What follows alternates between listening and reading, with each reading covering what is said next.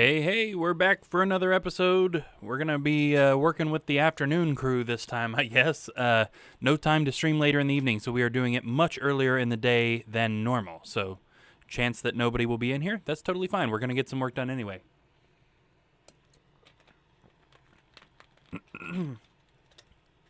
So we had some new subscribers on the channel over the weekend, so very many thanks if you are one of those new subscribers and you are watching this. Really hope you enjoy what you're watching, what you're hearing. We really appreciate the support. Big, huge thank you. All right, let's kind of take a look at where we were when last we worked. We were, of course, on track 2, the title track, Boundless. And I do believe that we were working on our sound detail. We were kind of going back through all of the things that we had done in Poison in the Well and making sure that they still worked really well. Trying to remember where we got. Let's see, where did we go? Yeah, we were probably right here where I had highlighted. Makes sense, I think. Yeah. Okay, so again, working on sound detail, which is usually kind of the second big step of everything. There's, the setup and context mix, and then the sound detail, and then the volume detail. And those are kind of like the three big chunks. So we're kind of right in the middle of chunk 2 here, which I guess kind of puts us right in the middle of the mix for this song, where we need to review things that we did to the piano. So we're looking at Sam's low piano and high piano here. Looks like we've got EQ, compression, and saturation on these, all with Logic stock plugins. Now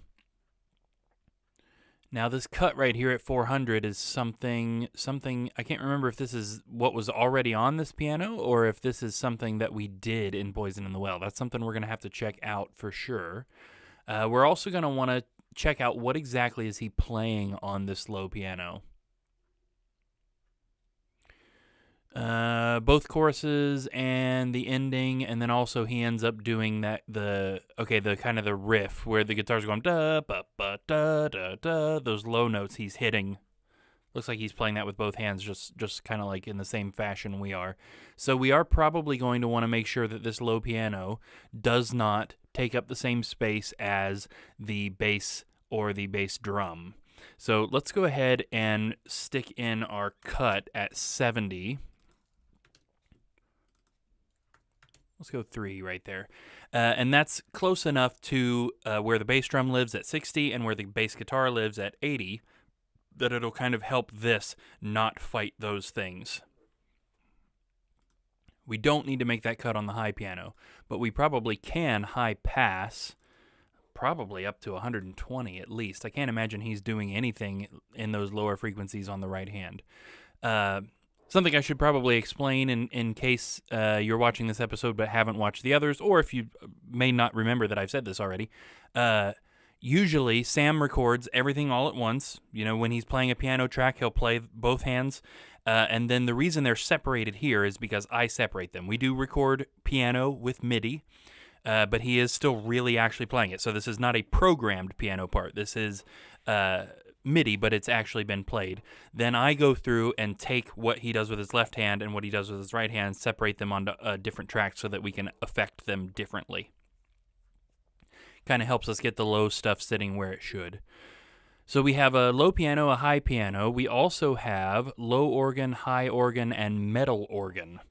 Each one of those has an EQ, which should be the same thing we had on in Poison in the Well. Yep, we got a little boost at 86, a little cut at about 1.8, and a high shelf boost at 3400 for all of these. We're going to have to definitely check out what's going on each one of those. Okay, I think I have a pretty good idea, though. Looks like the low organ plays the da-da-da-da-da-da-da-da-da-da-da-da at the beginning, and then also this kind of like rising chord thing that happens right before the first chorus.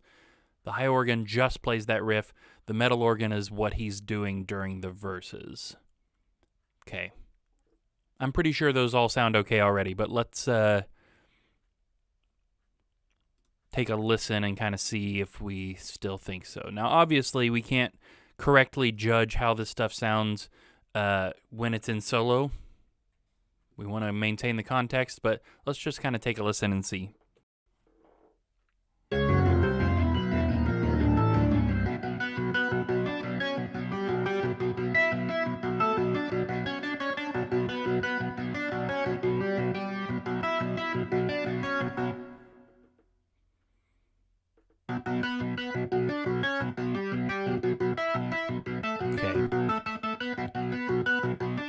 So I turned the reverb off. These were all sending to the piano reverb, but I'm not sure it needs it, or at least it doesn't need as much as it had there when we first were hearing it. Let's pop it down a bit. There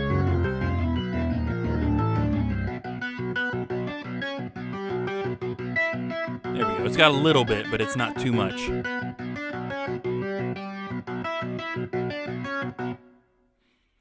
Let's kind of take a listen to that verse there and focus in on that metal organ part right there and see if we mess with that reverb. By the way, this little, where it says B13, this knob right here is what's controlling how much reverb. This is telling us how much of the signal is sending to this reverb channel right here. So if we turn that up, there will be more reverb. Down, there will be less. So let's kind of mess with that and see if we hear a difference at any point in the full context of the mix. A line of faces moves past. Looking down, they know my name. One by one, they pass me by. Sad and all the same. And though it may be painful, know that I'm okay. It seems so far from now, but there will be better days.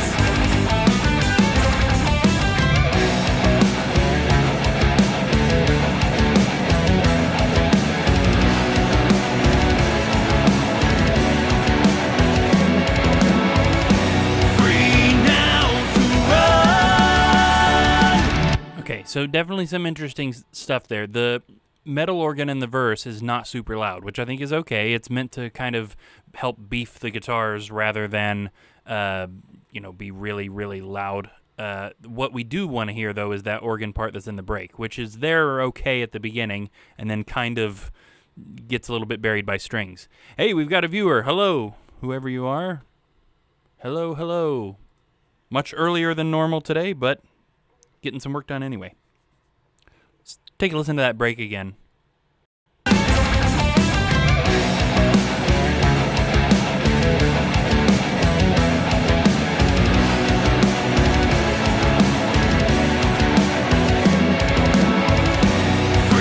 now to run. Yeah. Definitely going to have some volume automation fun with this one, getting the balance just right, I think.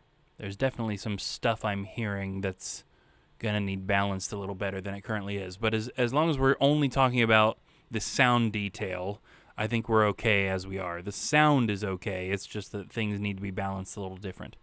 Having said that, might be hearing a little bit too much high end in the guitar and not enough of the actual, note. Though it may be painful, know that I'm okay. It seems so far from now, but there will be better days.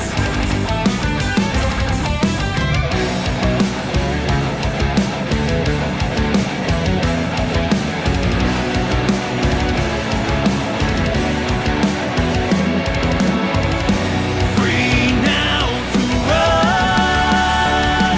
I do think the vocals are a little bit loud.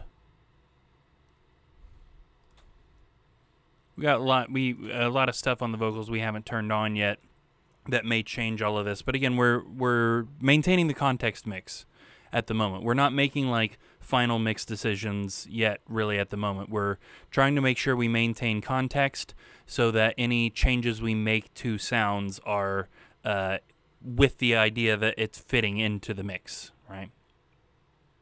So we're only making general kind of broad stroke mixing movements here.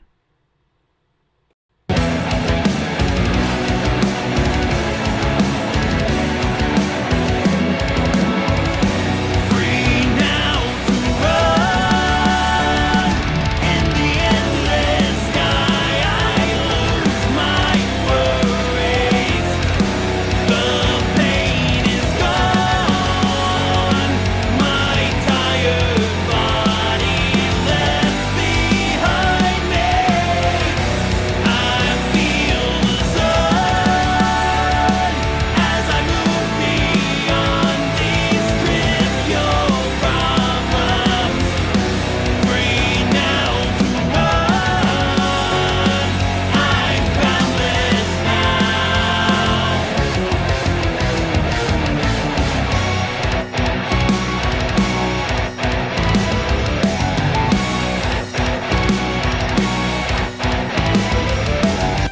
Oh, yes, Cody. Some entertainment while I'm at work. Nice.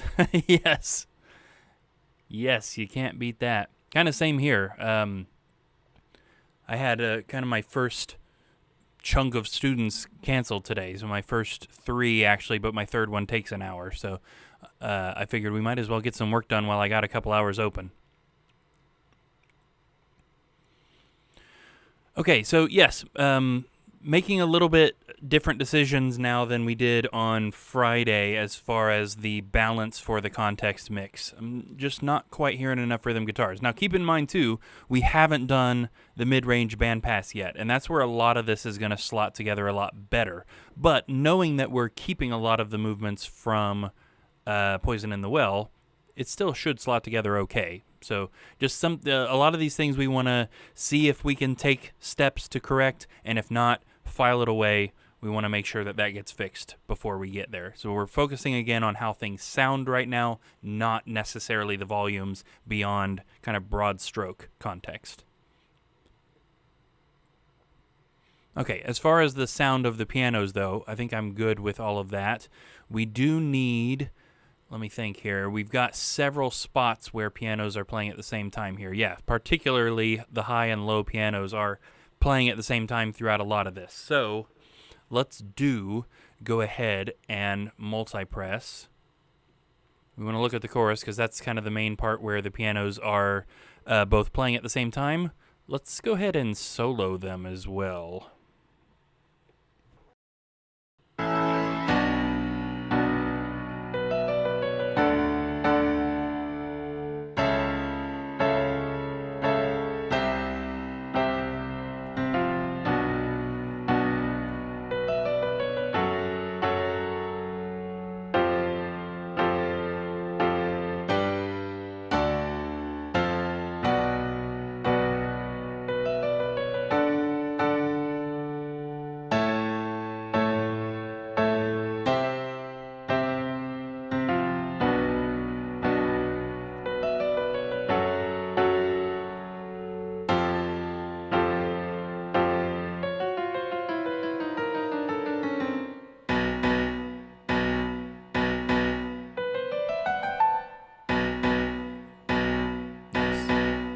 Oh, yes. Hey, 3 viewers. That's, you know what? That's a lot. I figured that number would stay 0 for this whole stream because we're so much earlier than normal. So, hey, hello, everybody. Thank you for watching.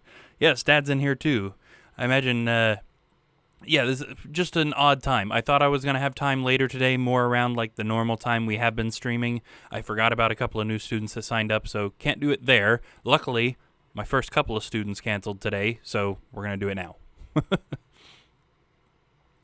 Okay, yes, so multi-pression, same thing as usual with that. We're not looking to have that thing be jumping crazy or doing any like big sound changes.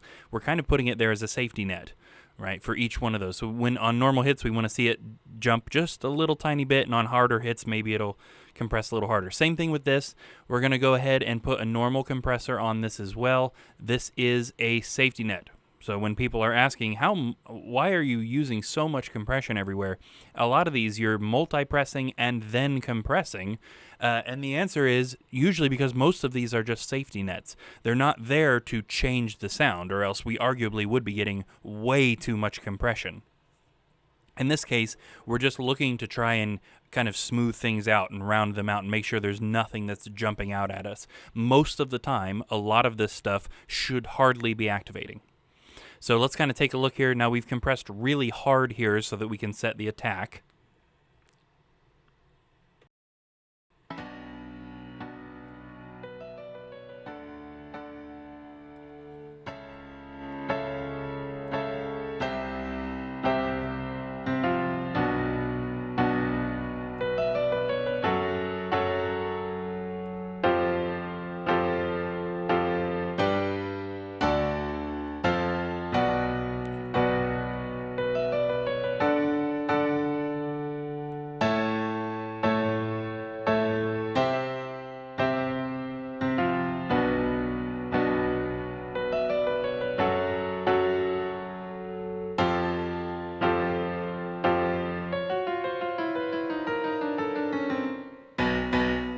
Yes. Yeah, I think we're there. Cody says that's the industry standard. Yeah, it is. Lots of compression.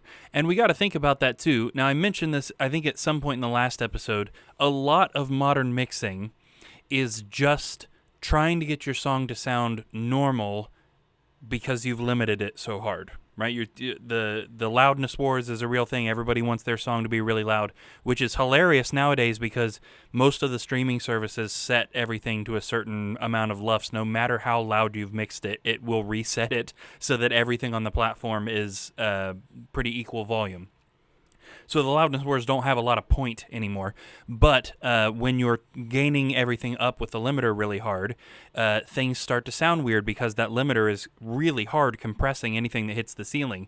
So a lot of this like compression and stuff that we're doing leading up to that is just trying to make the song sound like it did without sounding weird with the limiter on it.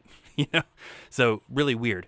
But yes, again, a lot of this is just safety net stuff. We're not looking to drastically change the sound with these compressors. We're just looking to make sure that if something jumps out, we kind of pull it back in, tame it. Another thing that I was hearing in that particular compressor, which relates to this conversation, is that I don't want to hear the compression work. You know what I mean? Now, some people, depending on the style of music, that is part of the genre, is hearing that kind of pump of the compressor pushing the volume down and coming back up. I don't want that in this. I want this to sound natural. So we're compressing to sound natural. If I hear the compressor push something down, there's too much compression, right? So we're only compressing for the sake of it sounding natural, which is kind of ironic considering we're making it less natural by compressing it. But yes, that is the thought process there. Okay, moving into orchestra stuff. In this song, we've got 2 low strings channels and 3 high strings channels. I wonder what the third high strings channel is. Oh, right, it's just that da-da-da-da-da, da-da-da-da-da. Right, okay.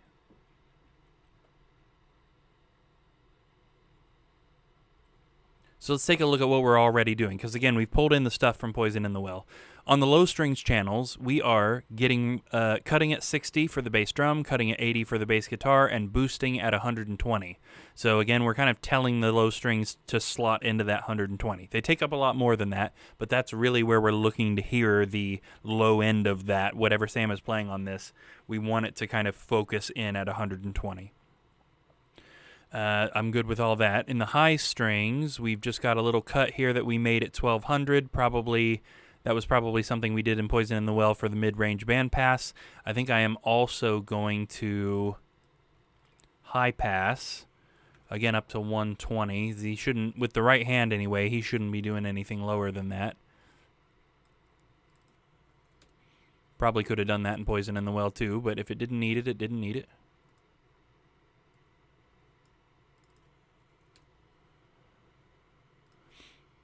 Then, of course, we've got our reverb.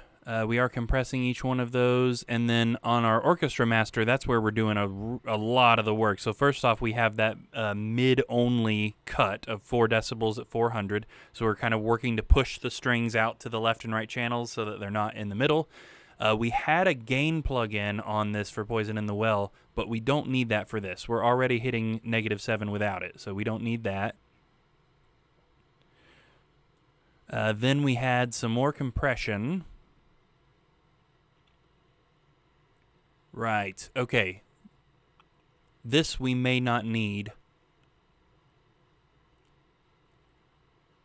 This red thing here is another built-in compressor, the Studio VCA with soft distortion on it, which really kind of helps the low end feel kind of like warm and round.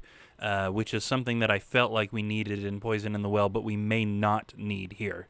Let's reset this compressor from scratch for this. And maybe we'll put that back, and maybe we won't. The only other thing we've got on here at the moment is another channel EQ, which is all stuff for the mid-range bandpass that we did. Particularly this cut at 600 and the boost at 1000 was something that we did to try and make it fit better with the piano. I don't think we're going to need either one of those things in this one. I'm not going to delete them, but I'm going to turn them off for now.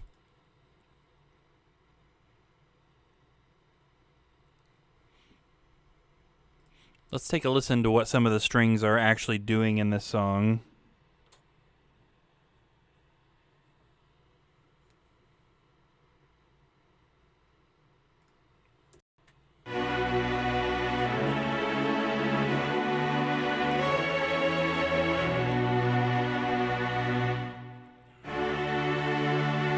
Good, a pretty loud chord there right before the chorus started.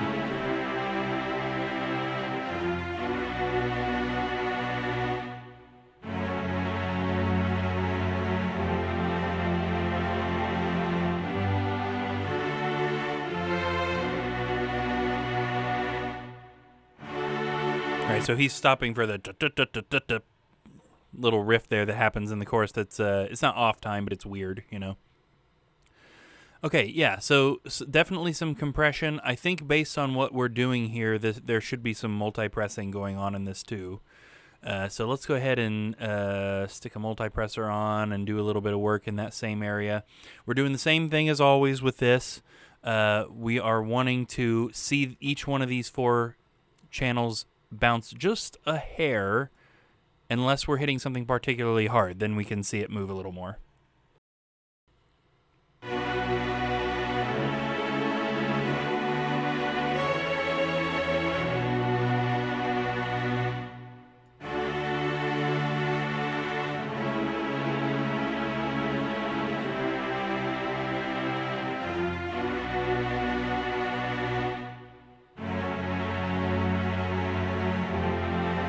That bass range jumped a little right there, but that's okay. That was a lower, harder hit chord.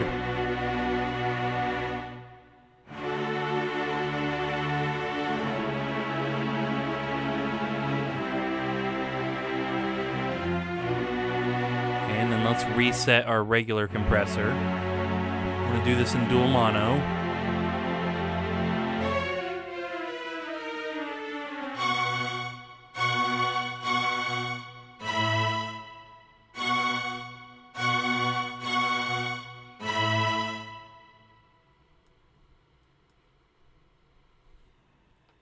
Should probably cycle this chorus.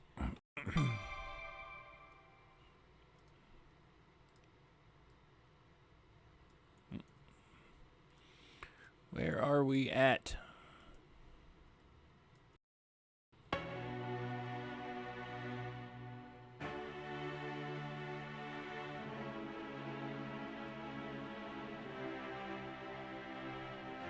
We've gone soft knee here, right? Yeah.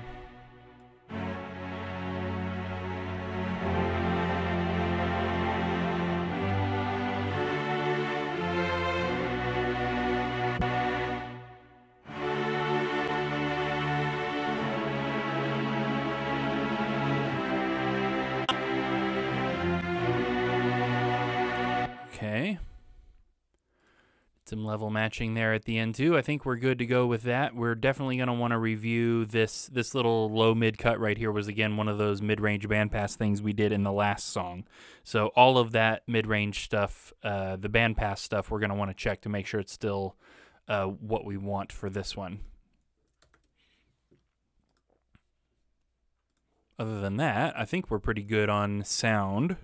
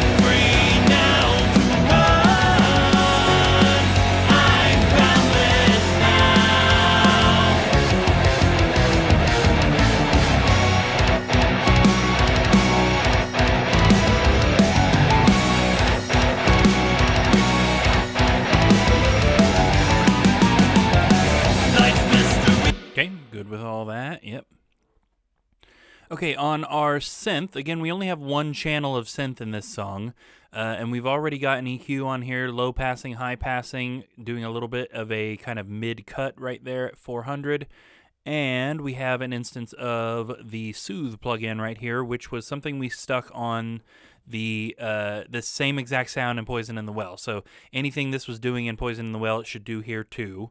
I think we're already good with this. This little This little thing he does right here at the end of the chorus, I'm not sure it's 100% loud enough right now. I want to make sure it's not too loud, obviously, but I love the little whammy thing that he does going into this.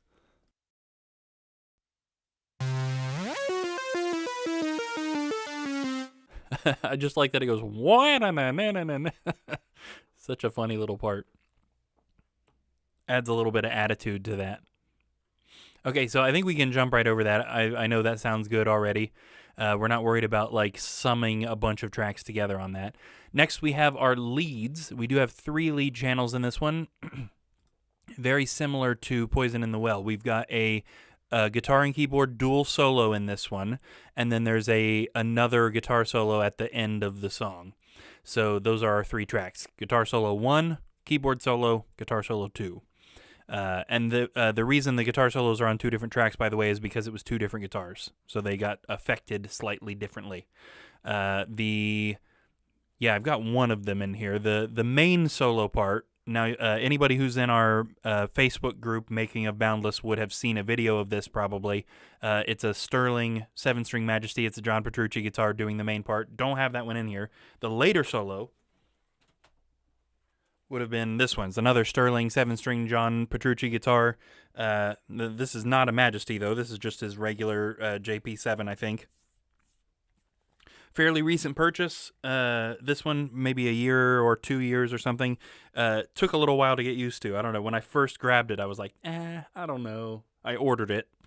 But then as I've played it more and more, I like it. I think there was a video of this one, too. Might have even posted a video of me doing the ending solo on this guitar on TikTok, maybe? I don't know. Social media stuff. So neat stuff. Let's go ahead and check out the double solo. Now, this isn't like Poison in the Well as far as like a little section of me, then both of us, then a little section of him. This whole solo is both of us at the same time. And then the end solo is just me. So this is a harmony part that we want to kind of pay special attention to, I think.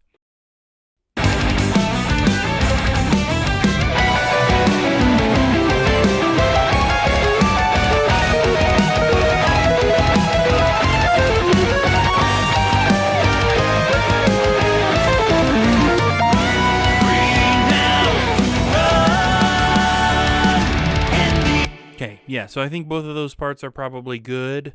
One thing we might try, on the guitar channel, we have a little bit of, let's see, we've got a high pass here, and then we're cutting a little bit and adding a little bit.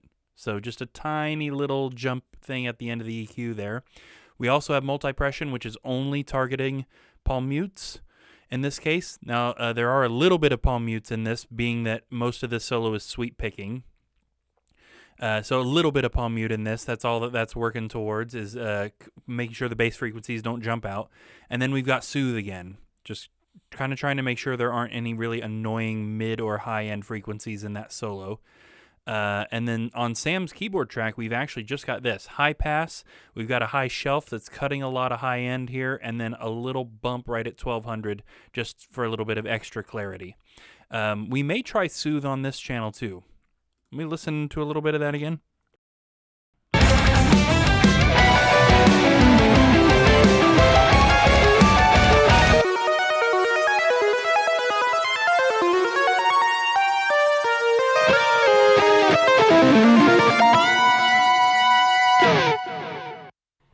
Yeah, I like this solo a lot. I like that there are sections of it that were in unison. So it's almost like a surprise when there's certain harmonies in there.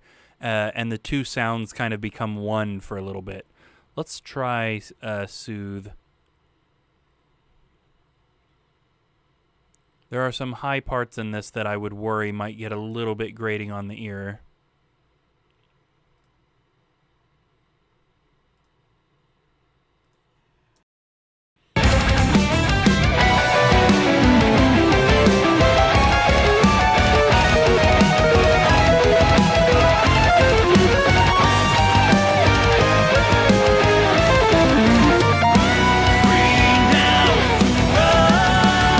Yeah, I think we lost a little bit of volume overall, but that's an easy fix. Let's, we can even volume match within this.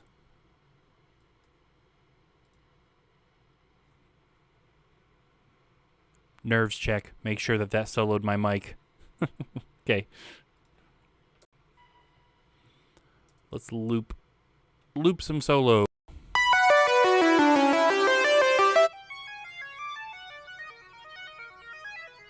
That's what's getting cut out.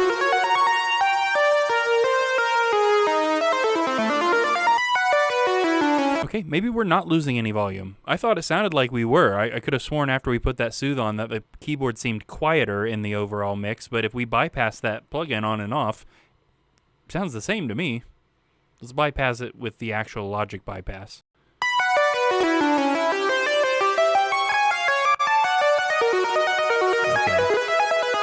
I think what it is that like little loss of high end.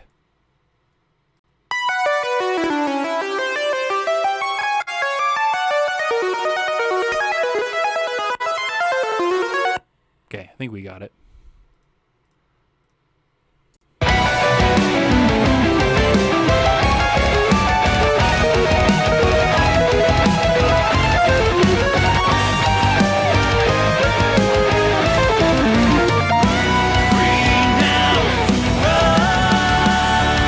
Might mess with that a little bit later.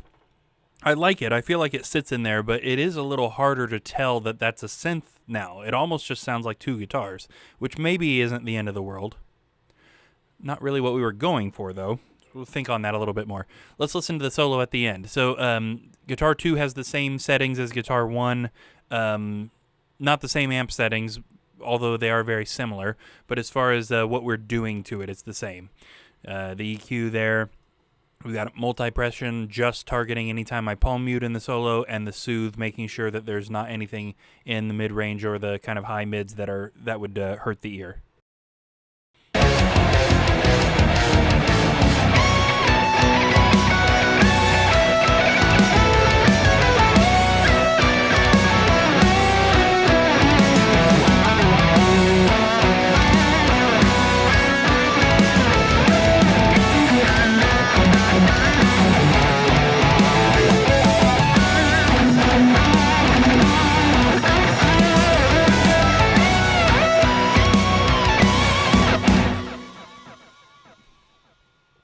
Was a little harder to hear that one. Let's turn it up a little, but also it felt like there was a lot of kind of low mid activity. Let's take a look at the EQ while that's playing again and see if anything's kind of jumping out as like more frequencies than others.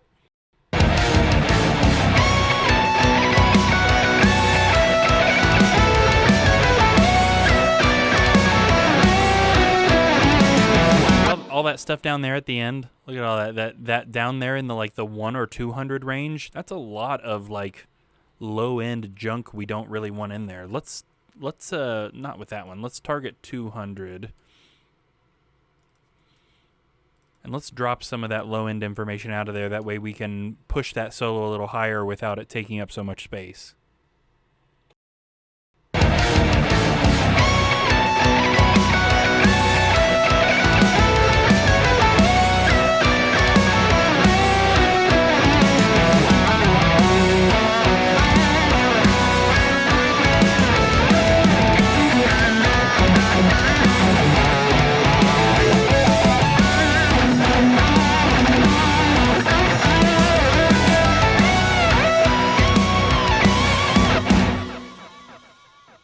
Much better.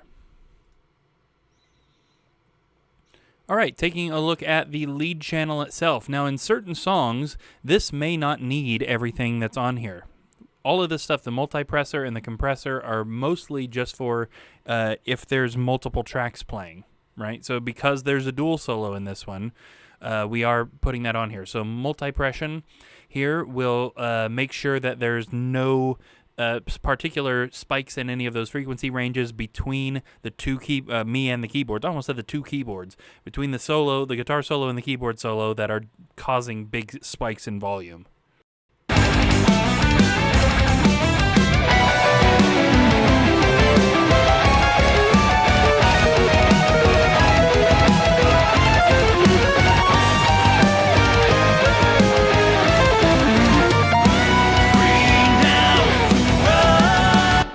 Yep, I was pretty happy with that. That kind of pushed everything out where it should be. We've got regular compressor 2, just kind of checking on the volume, like kind of the total volume of everything. Again, this will be focused on the dual solo. So if we jump over here to the guitar solo at the end by itself, we shouldn't see this compressor move very much, maybe not at all.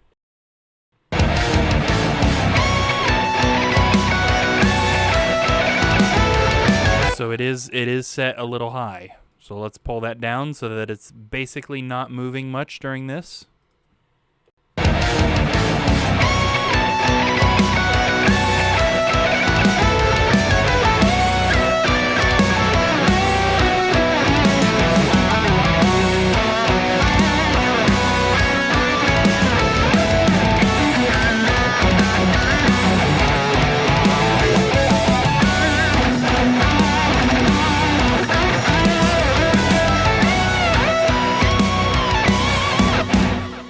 Awesome. Okay, and then we need to come back here to the dual solo, and we should see it jumping a little bit more.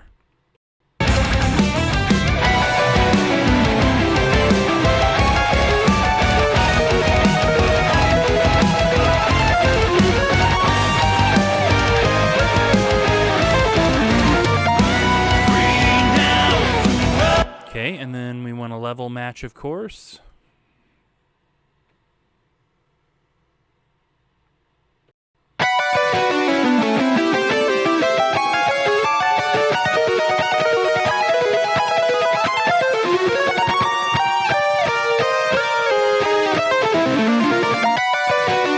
Okay, I think we got it.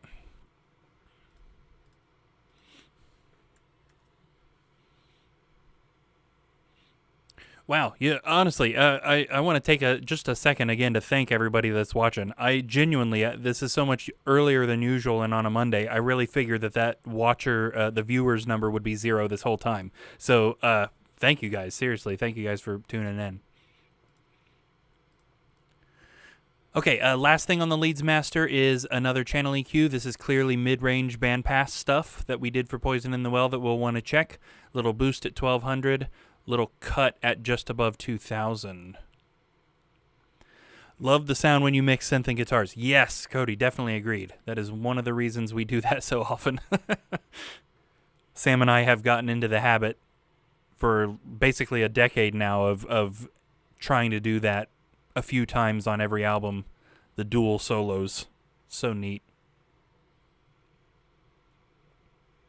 Okay, let's kind of check and see if that EQ actually did something that we want. Since that's mid-range bandpass stuff, that may be stuff that we want to kind of test anew when we get that far.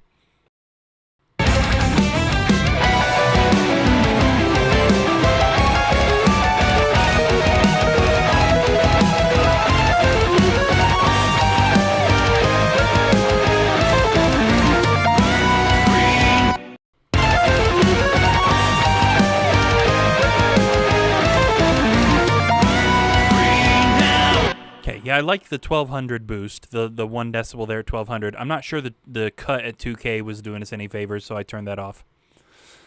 Okay, looking at vocals now. Now again, keeping in mind here that we are concentrating right at the moment on how things sound, not necessarily the volume. The only thing that we're doing volume-wise on any of this right now is making sure that our context is correct. Because everything, the sound of everything is affected by the sound of everything else. So we're not necessarily worried about this is too loud or this is too quiet unless it's extreme. We're volume mixing with broad strokes at the moment.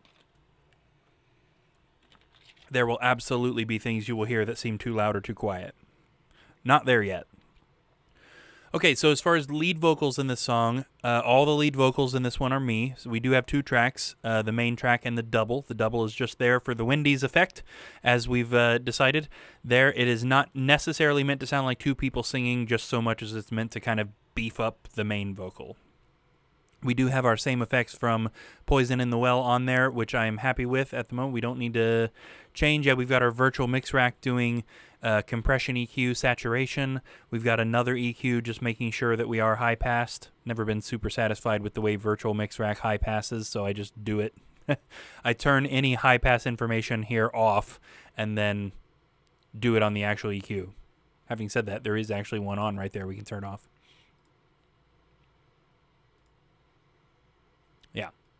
There we go. We do it with the built-in Logic EQ there. After that, these do flow into parallel compression.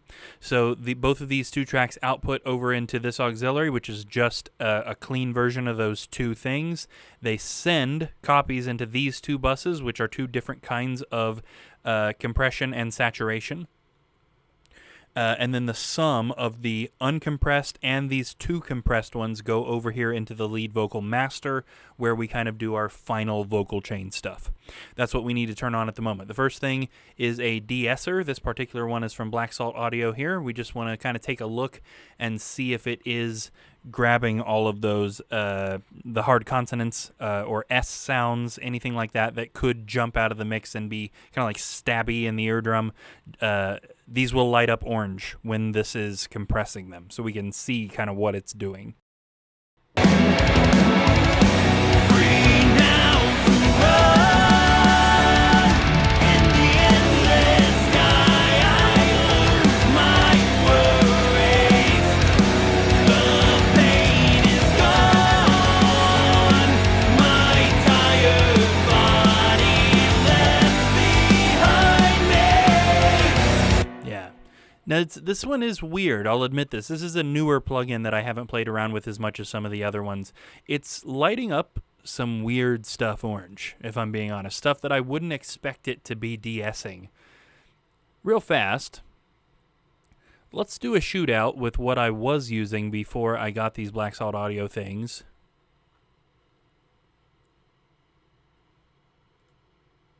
I've even got a preset. And now we can see, again, this thing also has kind of readings that we can see. We can see this jump. We'll see the audio coming through here. This screen up here, when the audio is playing, looks kind of like ghost hunting equipment, I've always thought. We can see it, but I want to really use ears here. Let me switch between this one and the Black Salt Audio one. Can we hear a difference? And if so, is one better than the other?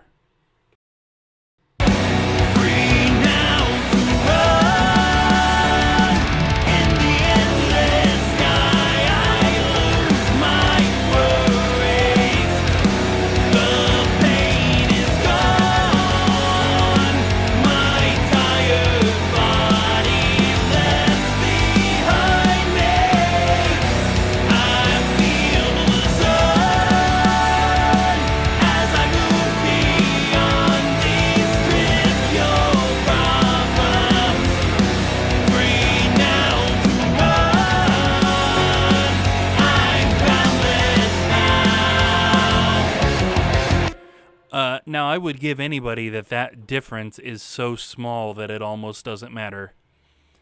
Really focusing on the s sounds in there, I kind of like the Aosis thing better.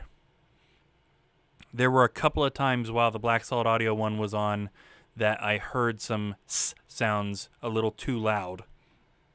And there was one T sound that I heard. I don't remember what word it was that felt too loud, which maybe the Aosis thing would cut through that too. It just so happened that the Black Salt Audio one was on when that happened.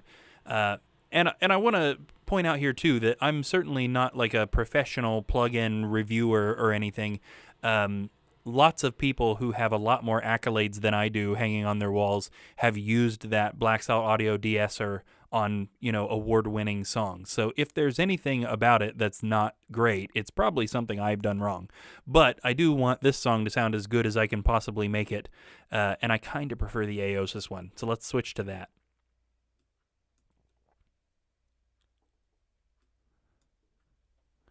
Okay, after the de-essing is a multipressor. Now, this is a little less necessary on this song than it was on Poison in the Well, where we had lead vocals from both Majennica and I.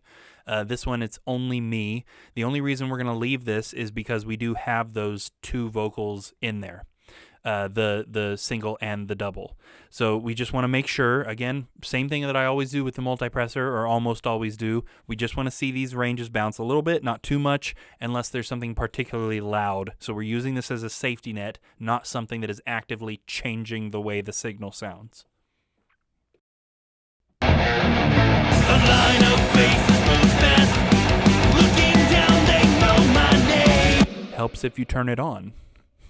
One by one they pass me by, sounding all the same. And though it may be painful, know that I'm okay.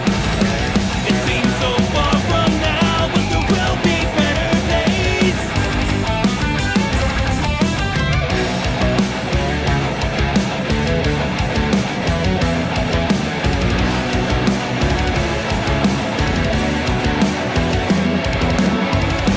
Free now to run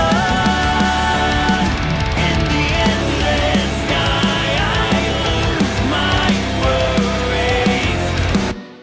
Okay.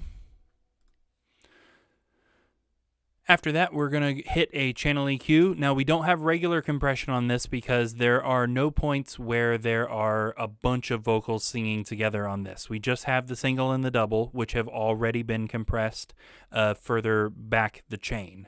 Now, we could put more on there, but again, it would be a safety net, probably unnecessary. In this case, I don't think we need it.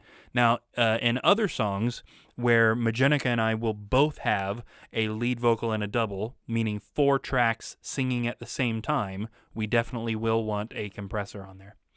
Our last thing here is something we did with the mid-range bandpass, a little bit of low mid cut, a little bit of a high boost, literally a little bit. So may or may not be necessary. Let's just kind of listen here and see if this does anything specific at the moment. Free now to run in the endless sky. I lose my worries. The pain is gone. My doubt is all the same. And though it may be painful, know that I'm okay. Yeah, I would say that it pops out of the mix a little bit better with that on there. Okay, almost to the end of sound detailing now. We have all of our background vocals. Now, this song does have a lot of background vocals, which is pretty typical for Afterwinter music. That is the Def Leppard influence in me as far as producing goes. Usually quad tracking any harmony part that gets put on. So in this case, there are 4 parts happening. There is the main harmony on BG1, 2 of which are me and 2 of which are Majennica, all panned out. BG2 is all Majennica. This is just says I'm boundless now at the end of the chorus. BG3 is just me. This is me doubling a vocal part that's in the chorus that I just wanted to be bigger.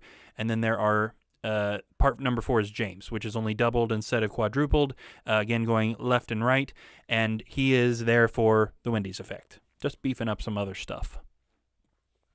One thing that I want to check real fast, all of these have pretty much the same settings, a channel EQ just doing a high pass, and then some general compression to make sure that no words jump out higher than others. We're in the vintage opto thing. Actually, we're using the Edge vocal preset, which is something Logic has built into it. I do EQ male and female vocals a little bit differently, even in the background, and I think I may have mixed up which BG was who when I was copying stuff from Poison in the Well. So this BG1 right here is me, and I usually high pass at 120, right? So this one should also be 120, but then the next BG1 should be Majennica, so it goes up to 150, also 150. Now BG2 is all Majennica. Okay, yes, so I messed this up. I thought BG2 and BG3 were opposite. So we need to switch all of these to high passing at 150. And this just means, by the way, if you're unfamiliar with the term high pass, that just means we're cutting out frequencies under a certain amount. So in this case, we've picked 150 as kind of an anchor point, and it starts getting rid of low-end frequencies at this kind of curve. So it's getting rid of a little bit starting right here around like 220 or so, and then it's getting rid of more and more and more and more until they're totally cut right around like 80 or so. So just kind of helping us get rid of low-end rumble that shouldn't be there anyway, but in case it is, we're getting rid of it. So I'm betting BG3 is at 150 and it should be at 120, right? So for a male vocal, you want to cut just a little bit less low end just because that vocal tends to go a little bit lower. It isn't always. But if you've got a male vocalist who's doing something kind of, deep in the throat, you want to make sure that that does come through. There we go. James should also be at 120. Yes.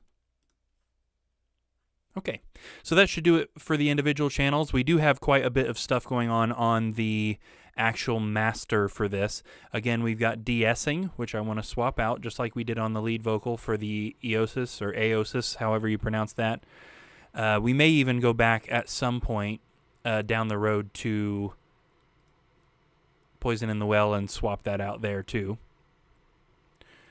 We've got a multipressor going on here, which we just want to kind of check out the chorus. There's usually not a ton of harmonies going on. The only time we should really see these move is for the I'm Boundless Now. And even then, I wouldn't guess that it would move a whole bunch. Free now to run in the endless sky. I lose my worries. The pain is gone.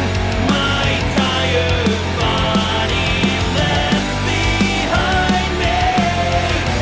I feel the sun as I move beyond these trivial problems.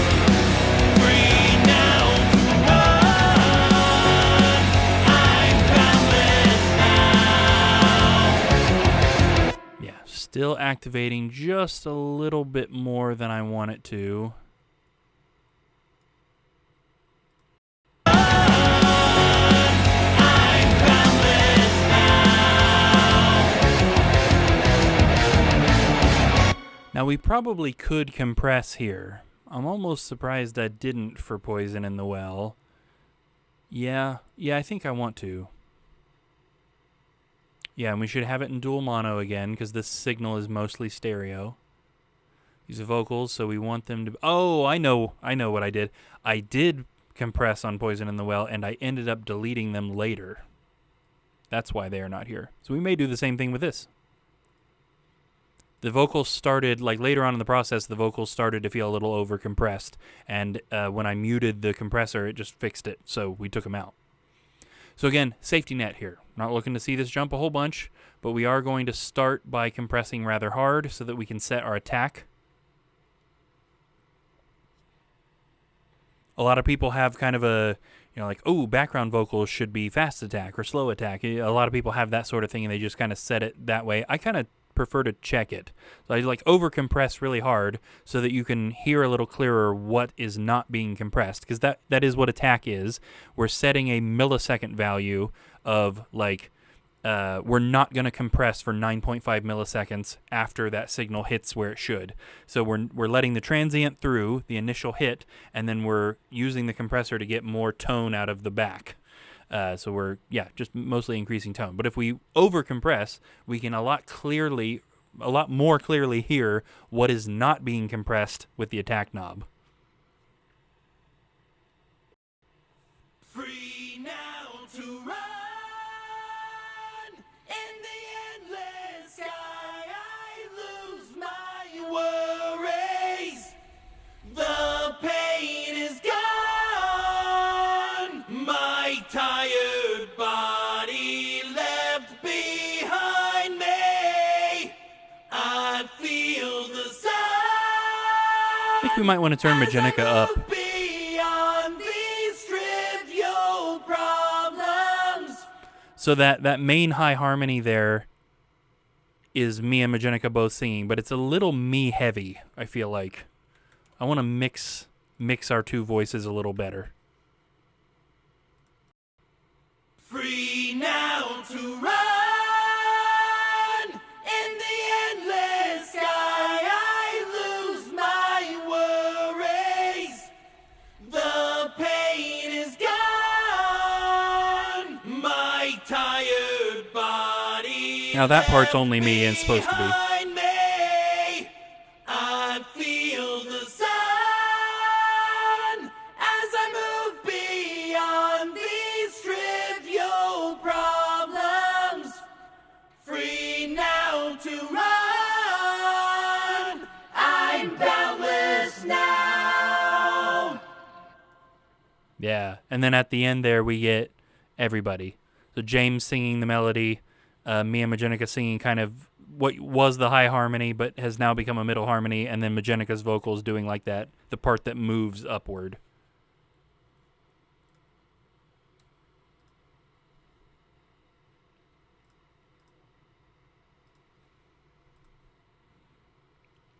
Okay, and then we do have a channel EQ at the end of that as well, which is just doing a little bit of a low mid cut. Would have been a mid-range bandpass thing.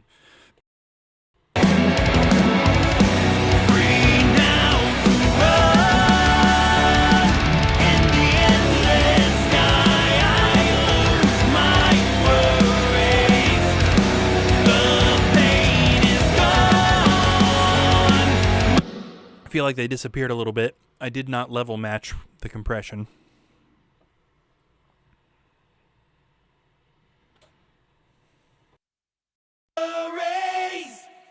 The pain is gone.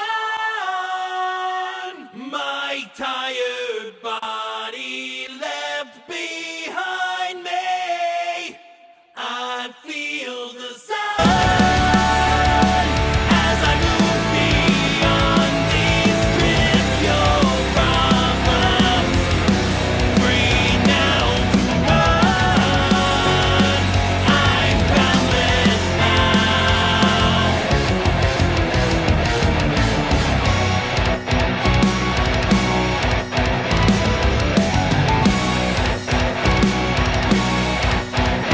Okay, I'm also hearing everything pretty well, which is nice. We're getting that nice balance in there. That break right there is a good spot to listen for piano and strings and how they match up against the rhythm guitar. That is always a problem that AfterWinter runs into in mixes, is how do we let the guitars come through and also hear really well what Sam is doing. This is something that I used to struggle with a lot less when we were still using our real amps. James and I both kind of had a higher pitched tone. Kind of our fundamental frequency was located higher up the frequency range. It was kind of grating on the ear, and it's only just okay now, but it did leave Sam more room to cut through. Now that we've quote-unquote fixed the guitars and put them more in the mid-range where they should be, they argue with the piano and the strings a lot more, making it a lot harder to get what Sam is doing through. But I think we've got it. If you listen to this break, you can hear what the guitars are doing. You can hear the strings hitting that like 9 chord, the add 9 chord up top, and you can hear the piano hitting the low B. Da, ba, ba, da, ba, da. So he's kind of split his hands. Right hand hitting the high chord, left hand hitting the low notes, and you can hear the guitar as well.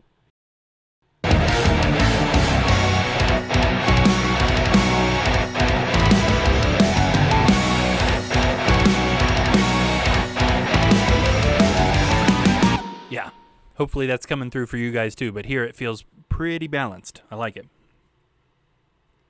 I do want to get the synth up just a little bit. Now, the synth isn't doing much. The synth isn't like playing a bunch through there or anything, but at the end of the chorus, we've got this little run of notes, and I want to make sure that I can hear the synth blending with the guitar pretty well there.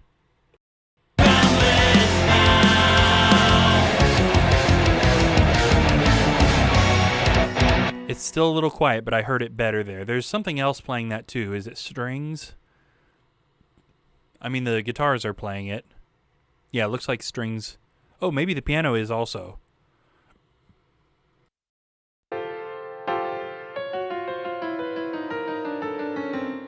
Yeah, so piano playing it.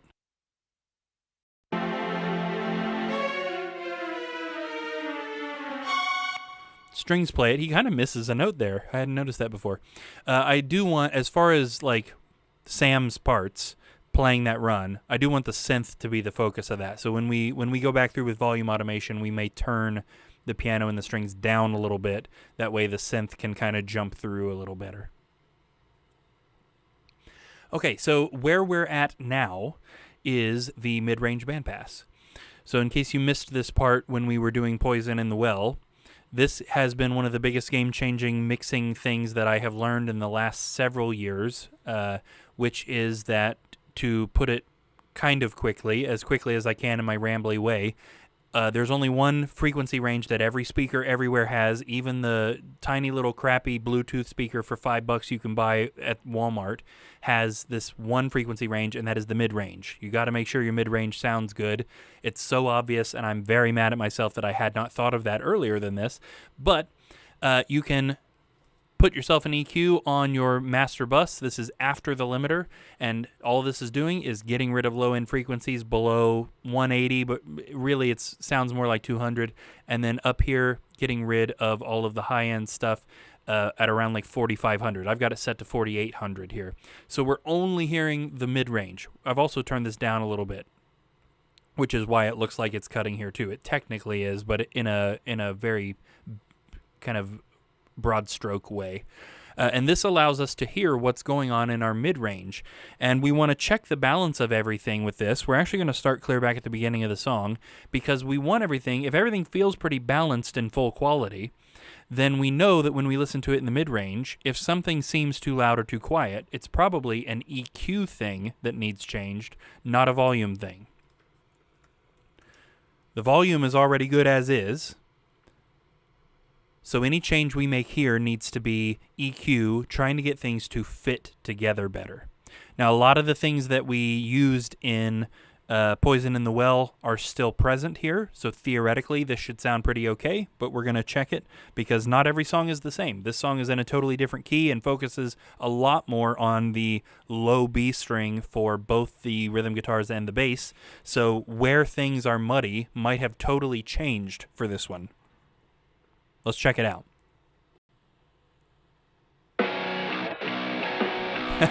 Right, this part doesn't sound much different.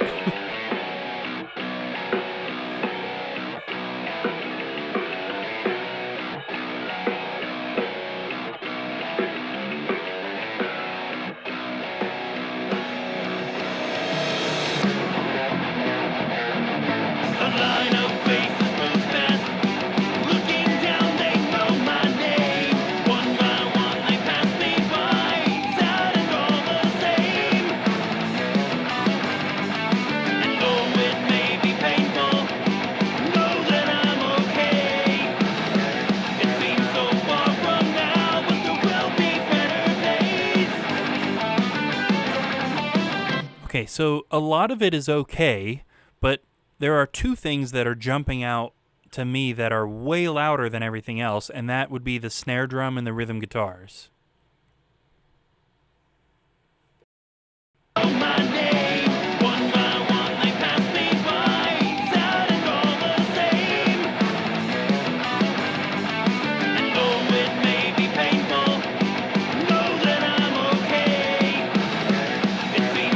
Okay, yeah, and more than that, the rhythm guitars seem, if we're separating the rhythm guitars into a couple of sounds, the tone of the notes and the attack of the pick, it seems to be the attack of the pick that's really loud.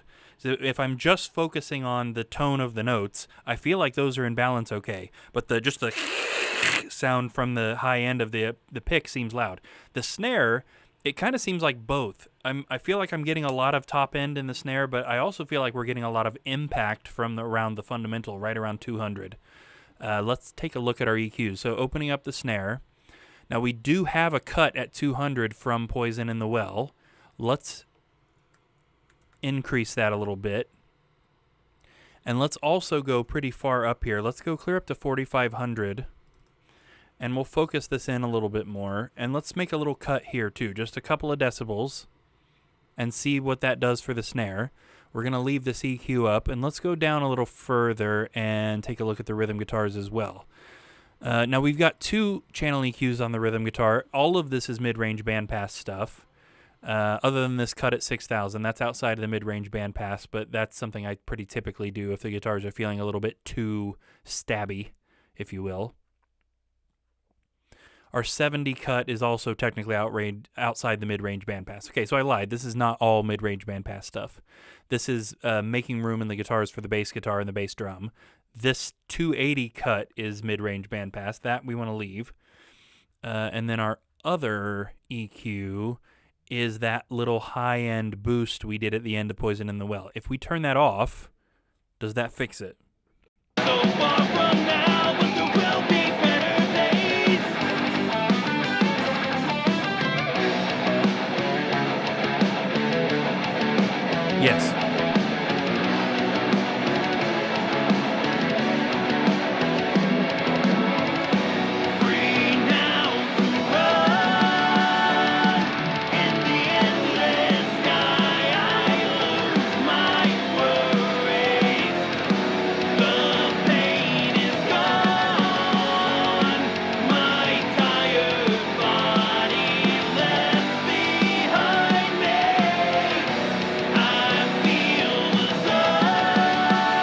Okay, so our next question then is, we put that in there. Attack of the Pick, guitars are stabby, very violent mix going on here. Yes. Yeah, very true. Our next question is, we put that in Poison in the Well for a reason. The guitar needed a little bit of extra kind of energy or kind of like meanness, you know what I mean? That we wanted the Attack of the Pick there. So clearly 2700 was the wrong frequency to put it at. I don't remember if we checked the mid-range bandpass after we did that move in Poison in the Well. Might be something we want to review. It certainly does not work here. So should we move that little boost higher, maybe even outside the range of the mid-range bandpass, so that we can still get a little bit more energy from the guitars, a little bit more high-end attack without it affecting the mid-range? Let's check. So we're going to turn this back on, and we're going to move this. Now we don't want it at 6,000 because we're cutting there. Let's try it at like 65 or so. Eli says there's no boundaries to this mix. Yeah. Ha. And Cody says Attack of the Pick Man, if you will. Yes, yes. Somebody needs to write a Pick Man comic. Okay, so I've moved that 1.5 decibel boost up to 6,500 hertz. So that maybe this will...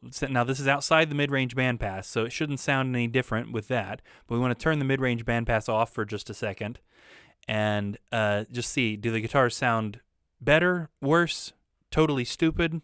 What did we do here? As I move beyond these trivial problems, free now to run. I'm boundless now. Yeah, I think that's good. Okay, back to mid-range. I just suddenly remembered something that I thought earlier and then got distracted from. There was a part where we were hearing the hi-hat. I'm not 100% sure where it was, but the hi-hat seemed really stabby. Talking about stabby. That seems to be the word of the day, I guess. I think it's in the break.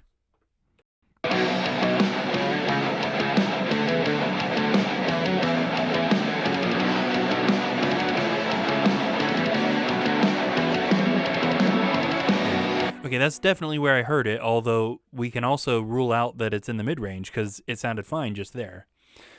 So there might be a little bit of extra high-end going on, maybe right around that 4,500 on the hi-hat in this song. Let's grab that now.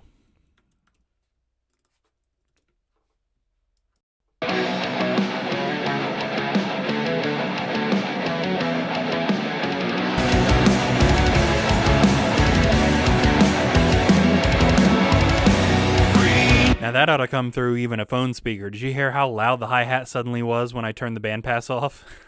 So our 4,600 cut there didn't do a thing.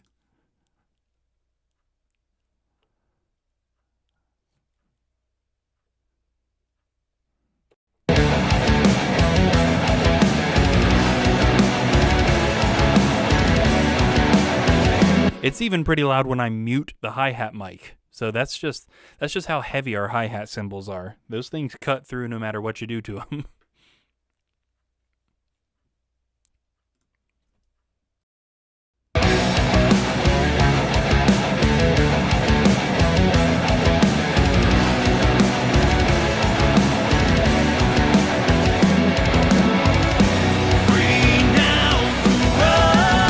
Okay, yeah, so as you can see, the compression on the overhead channel is also not activating very much when it comes to the hi-hat. Let's turn the overheads down just a hair, not much, but maybe all the cymbals are just kind of just a tiny bit too loud.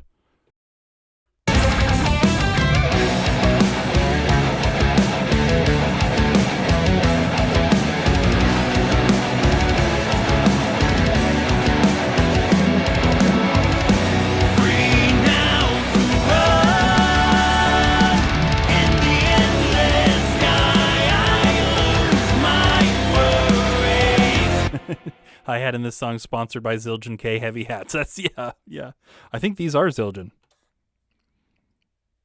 I don't remember what what they actually are. Eli, do you remember? I'm pretty sure they're Zildjian. We've got Zildjian and Sabian. The X-hat is Sabian.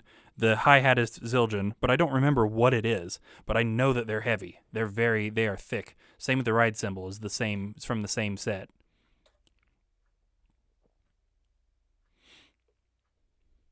We only use cambers. Yeah.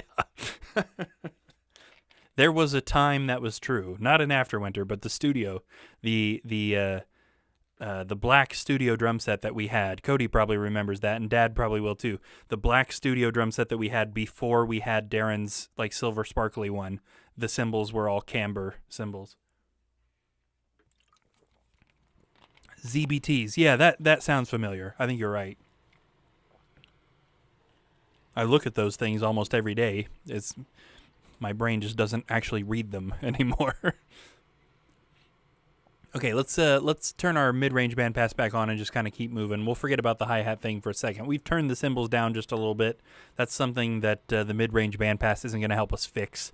So let's focus on what we're doing here for a second. I say that like it's all of our fault that I keep getting distracted. Line of faces moves fast. Looking down, they know my name. One by one, they pass me by. Sounding all the same. And though it may be painful, know that I'm okay. It seems so far from now, but there will be better days.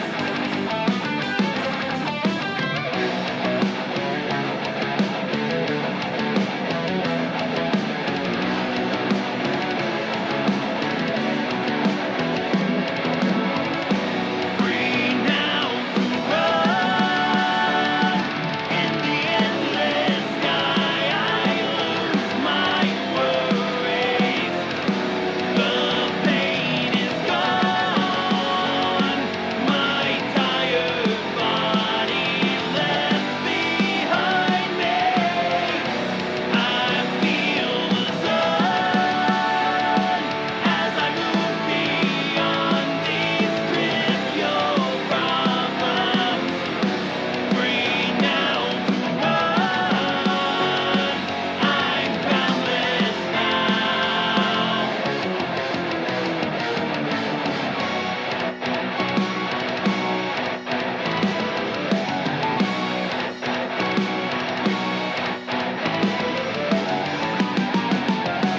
Life's mysteries unravel, understanding absolute truth. The answers have unfolded, nothing to confuse. No material bonds to hold me, no conscious thoughts remain. This defies all description, spirit is sustained.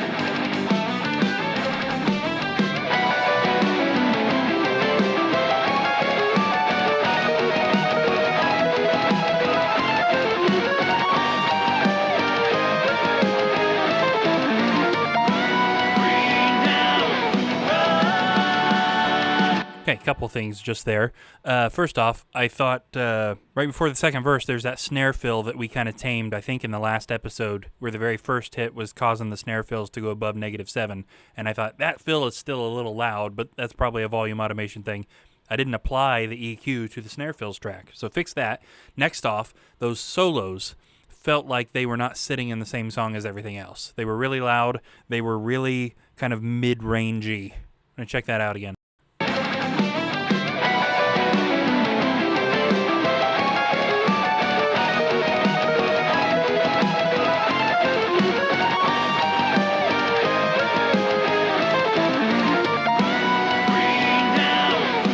Yeah, it could be way worse.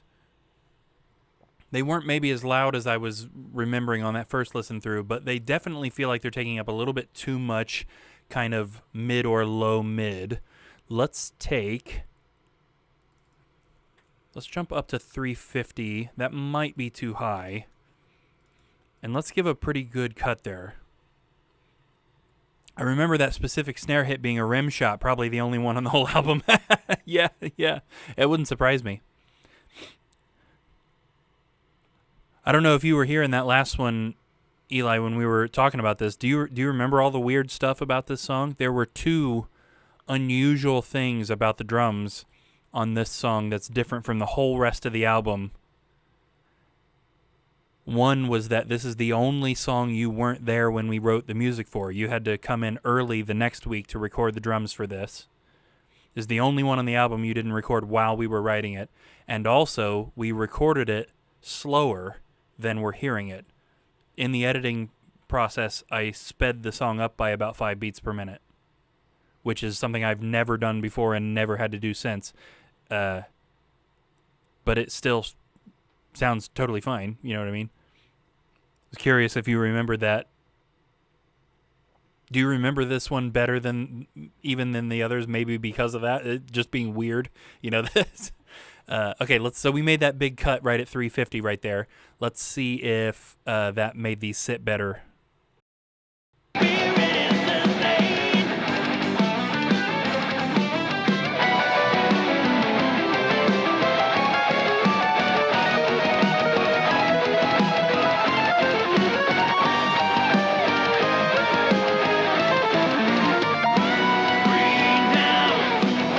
Yeah, better. I still want to mess with that just a little bit. We might try moving a little lower and maybe making the cut a hair less.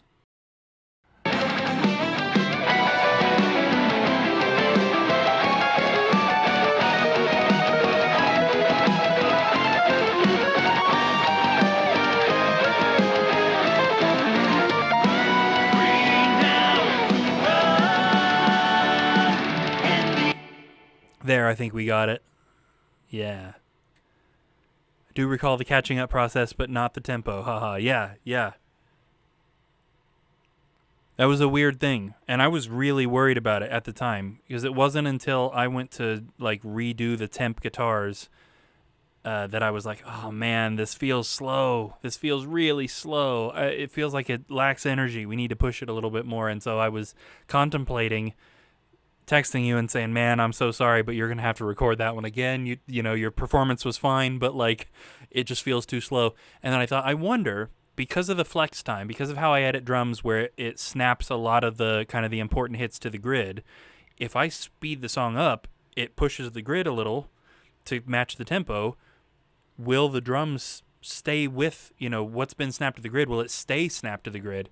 And since we're only pushing it a little, maybe it won't sound weird. And it worked. And it worked. So, you know, small crisis averted there. We were able to speed the song up just a little, maintaining the original acoustic performance, and it doesn't sound weird. So that was great. And now I hope I don't ever have to do that again, you know what I mean? But it is good to know that in an emergency situation, we don't have to worry about potentially erasing a great performance and hoping we can get it again. We can keep what we have and push it as long as it's not too much, and it doesn't change anything to make it sound computery or anything. Okay, now I think we fixed that dual solo there, but we want to check the solo at the end. Does this also benefit from that low mid cut right there?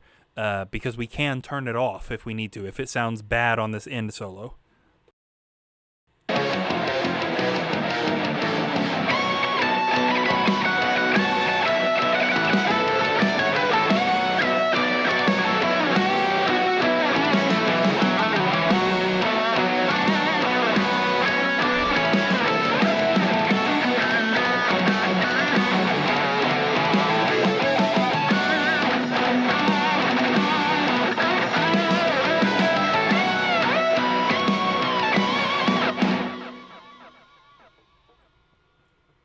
Yeah, I think it's good on that too. Eli says we were going for a sexy tempo originally. That's right. Yeah. We were doing the laid back groove version. It would take way too long. All of the original tracks exist still. Well, I'm curious now. 1 second.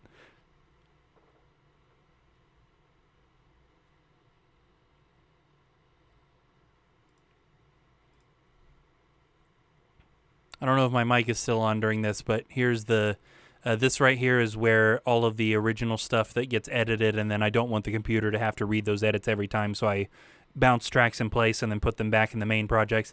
All of that stuff ends up here. So here we've got this Boundless Edits Faster test, and then we've got Song 2, because it wasn't named yet.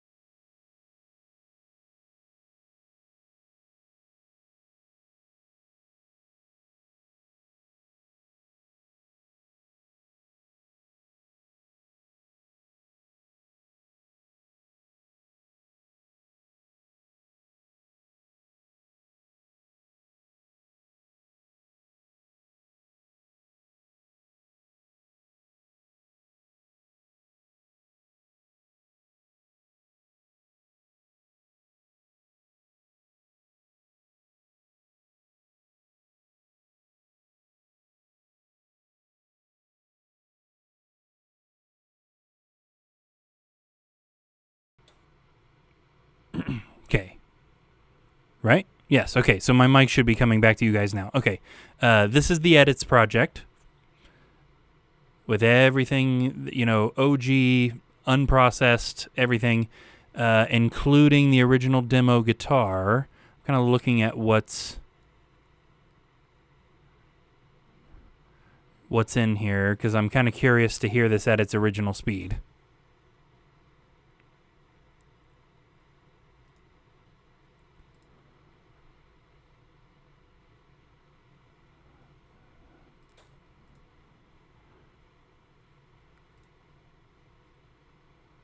Now keep in mind, it's not a huge difference, but it was enough that we were like, yeah, it should probably be that. You know what I mean? I wonder, I have a couple of extra little bits right here. I wonder what those are.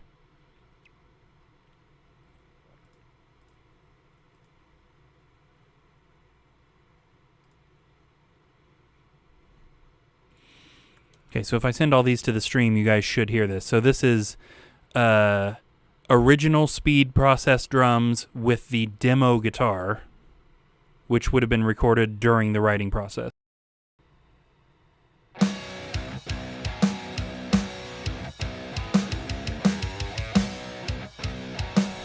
Right, so this part sounds the same. This speed stayed.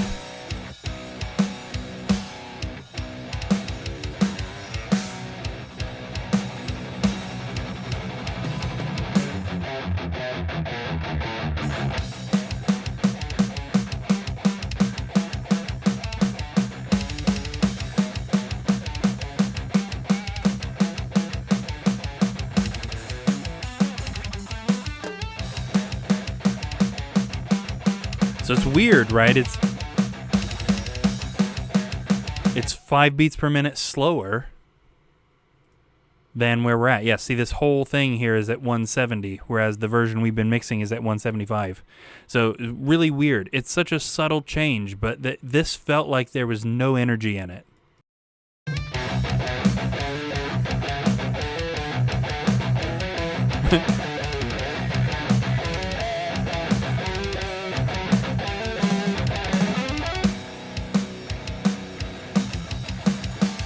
Especially this.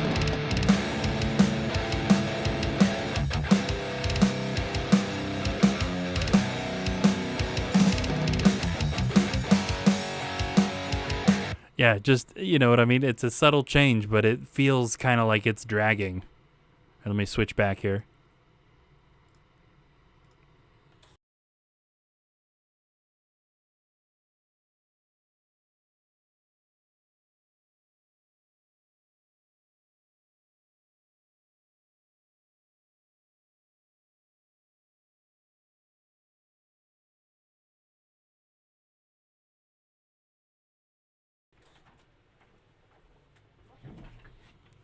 Didn't realize that my door was open. Didn't have my Wheaties that morning. Yeah. No, that was on us. That was our fault. Okay, so Yes, we finished our mid-range bandpass listen. So, yeah, this is good because I've only got probably 15 or so minutes before really I should shut everything down. I got a student at 2 before we're kind of really starting the day. But we are... this is kind of a good stopping point, getting this mid-range bandpass stuff done so that we have completed getting things to sit together the way we want them to. So that, I said something at the beginning, I'm not sure if anybody was here when I said it, but you can kind of divide my current mix process into 3 big chunks. The first chunk being setting up and context mix. The second chunk is sound detail, which is what we just did. And the third chunk is volume detail. So we've now finished sound detail, and we need to get into volume detail. So the first thing that we're going to be doing when we come back is getting into the drum fills. We're going to go through the whole song fill by fill, make sure you can hear all the toms the way you need to. Again, we don't have any place where we need to do the panning floor tom 1 to the left. Looks like Eli didn't hit floor tom 2 at any point during this song. So anytime he hits both together, I like to kind of pan them out so it's a nice wide hit. So don't need to do that this time. So we're just going to go through the fills. We may actually do a little bit of volume detail on the overhead channels this time if we can't get that hi-hat in the break down any other way. We may just need to physically turn the overheads down during that part a little bit. And then we're just going through it bit by bit doing that volume detail. Now, this, again, should take a lot less time than it did for Poison in the Well, both because the song is shorter and because there's a little bit less in it. And I should stress a little bit, there's not much less than that one, but there is a little bit less. And this one seems to kind of naturally slot together a little bit better. There's not a lot that's jumping out at me during these listen-throughs as being, oh, that's too loud or that's too quiet. If you guys remember during Poison in the Well, there were several things that I complained about multiple times. Like, for example, my vocal that was saying the word tainted, where the Ted was way louder than everything else. That jumped out at me really early. And there doesn't seem to be a lot of stuff like that in this one. This one's already kind of everything's sitting together fairly well. We are still going to have to mess with some stuff for sure. But volume detail for this one, and then off we will go into the third one. I think from here we'll probably just go in album order. You don't have to, obviously, but at least for our first draft mixes, we might as well. We might as well just keep on moving down the album in order. Now, the third one's going to be real weird. The third one is an oddball on the album. It's really cool. It's a featuring Sam song for sure. One that he wrote forever and ever ago that we did up for this. Mostly instrumental. Super excited to mess with that. That one's going to have so many orchestra elements in it that we got to make fit.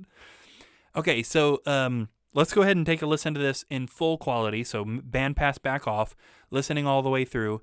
The last kind of bit that we need to do for sound detail, if you will, is just making sure that none of those changes we just made with that bandpass on made things sound weird in the full quality. Because sometimes you do kind of have to toe the line. You get something to sound really good in bandpass, and then you open up full quality and it sounds weird. So you got to lessen your cut or lessen your boost to kind of a happy middle ground so that it sounds good in both places. Now, usually everything's fine. So sometimes I don't even do this step because I would trust that during volume detail I'm going to catch anything that sounds weird. But since we got a couple of extra minutes and it doesn't really make sense to go ahead and get into the next thing until we got some more time, let's go ahead and do a full quality, full listen through.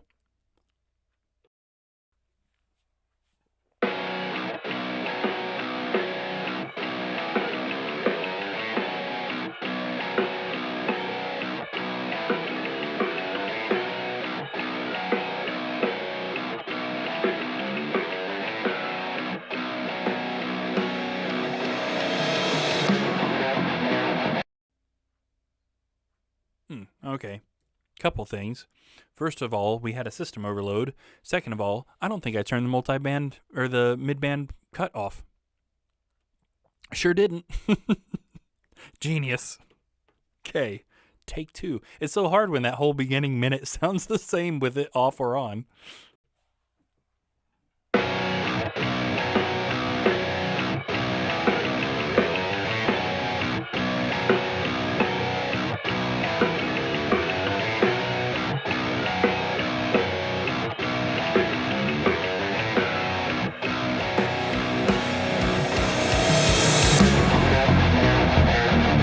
A line of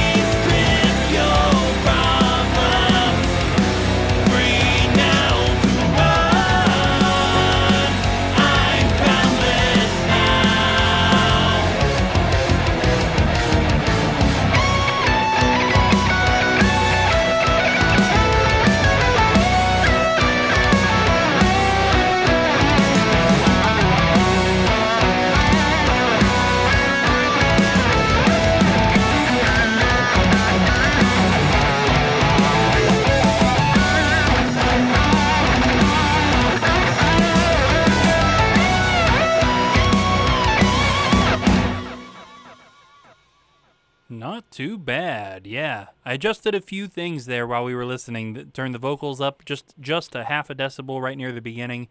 Also messed with the EQ on the bass a little bit. Was hearing a little bit too much low or low mid and then not enough kind of attack, so I adjusted that a little bit. One extra thing that I think I heard that we could go ahead and jump in and look at. There was some sort of cymbal bleed thing that jumped out really bad in this second chorus.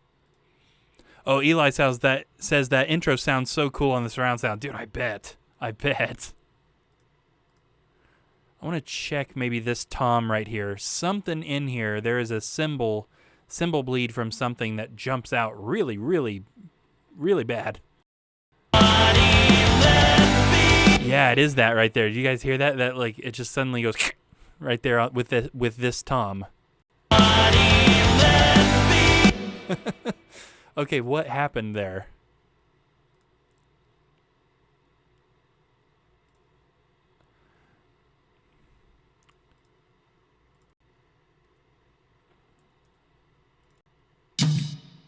Okay, so it looks like, oops, don't want to move the track. I want the track to be bigger. There's just a little bit too much not cut off from the front of this. Oh, now come on. So we maybe want to even go so far as to do that right there. Fade in the intro. Let's see if that fixed that. Yeah, way better. I mean, there's still some cymbal bleed on it. But it shouldn't, like, jump out the speakers at us. There we go. Now, is that same spot in the first chorus? Might as well check. Did I just not catch it? Or did he... Is it different? Looks like it's trimmed different. Was that... That wasn't even the same spot, was it? Yeah, okay, so I must have just trimmed it a little better that first time. Or it's very possible that it was a totally different take anyway.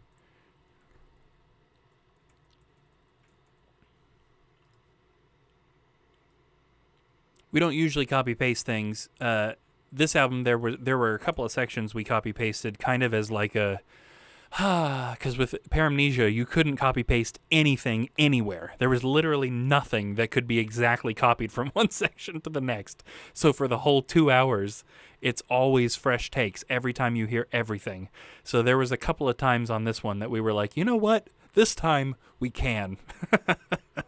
Obviously not like consistently throughout the whole thing, but there were a couple of spots that were like, you know what? We're copy-pasting that one.